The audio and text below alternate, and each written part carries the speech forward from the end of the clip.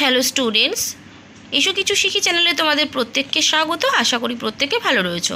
আজকে আমাদের আলোচনার বিষয় হলো ষষ্ঠ শ্রেণীর প্রেগনেন্স বইয়ের অ্যাক্টিভিটি 6 থেকে আজকে আমরা আলোচনা করব লেসন 3।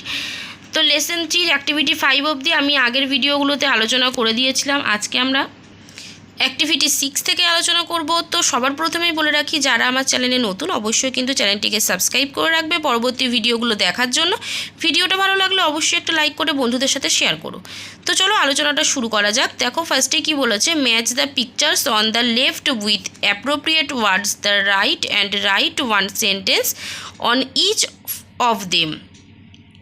তাহলে কি বলছে, বাঁদিকের পিকচারগুলোর সঙ্গে ডান দিকের ওয়ার্ডগুলো যে রয়েছে সেগুলো ম্যাচ করতে বলেছে। করে এবার আমাদেরকে কি করতে হবে না, বাক্য রচনা অর্থাৎ মেক সেন্টেন্স করতে হবে। ঠিক আছে, ওয়ান সেন্টেন্স তৈরি করতে হবে। তো চলো করে নিই। ফার্স্টে দেখো কি আছে, একটা আমরা ছবি দেখতে পাচ্ছি, এটা রেইনবোর ছবি। ঠিক আছে, তো এখানে আমরা রেইনবোর সাথে ম্যাচ করব হচ্ছে সি নাম্বারটা কি হবে 1।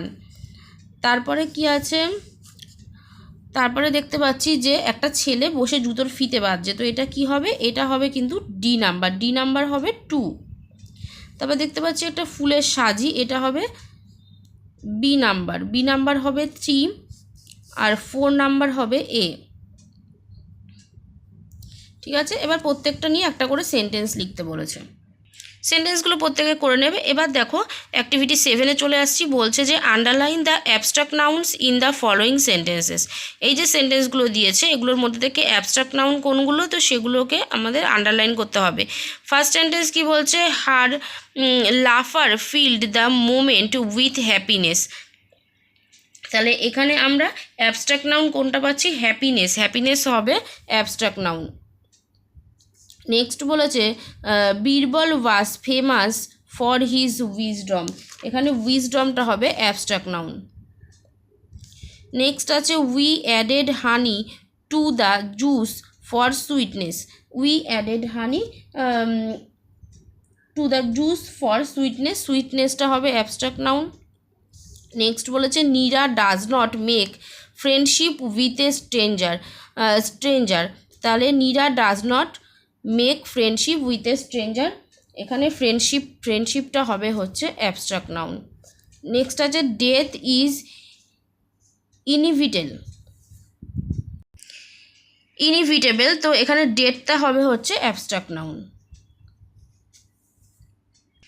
এবার চলে আসছি আমরা অ্যাক্টিভিটি 8-এ কি বলছে, fill in the blanks with appropriate collective nouns from the help box থেকে যে কালেকটিভ নাউনগুলো রয়েছে সেগুলোকে নিয়ে আমাদের এই যে অ্যাক্টিভিটিগুলো কমপ্লিট করতে হবে। তো ফার্স্টেরটা কি আছে, বলছে যে he brought me a dash of flowers.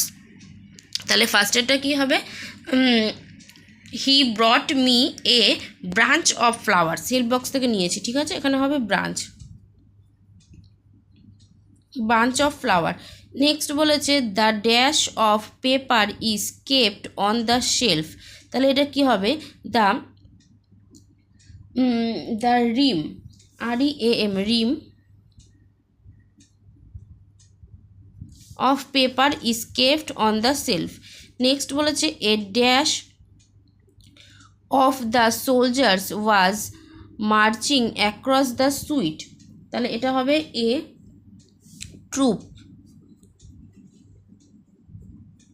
troop of the soldiers were marching across the street. Next বলেছে a dash of people gathered in front of the auditorium. তাহলে এটা হবে crowd.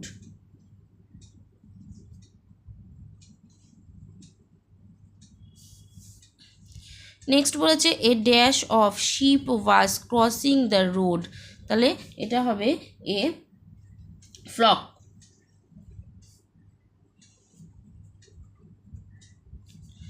ঠিক আছে, এবার আসছি অ্যাক্টিভিটি 9-এ কি বলছে, write the correct forms of verbs given in the brackets. বন্ধনীর মধ্যে ক্রিয়ার রূপের পরিবর্তন করতে বলেছে। কি দিয়েছে, উই শুড ড্যাশ, ক্রিয়া দিয়েছে ডু আওয়ার এক্সারসাইজ ডেলি। তাহলে উই শুড এটা ডুই হবে। Do our exercise daily. Next বলেছে I dash be in Delhi last year, তাহলে আই ওয়াজ, যেহেতু লাস্ট ইয়ার সেহেতু ওয়াজ হবে।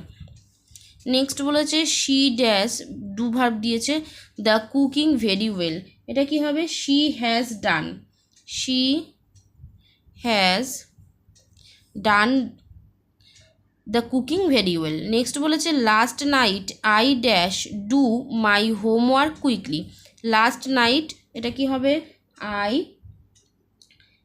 Last night I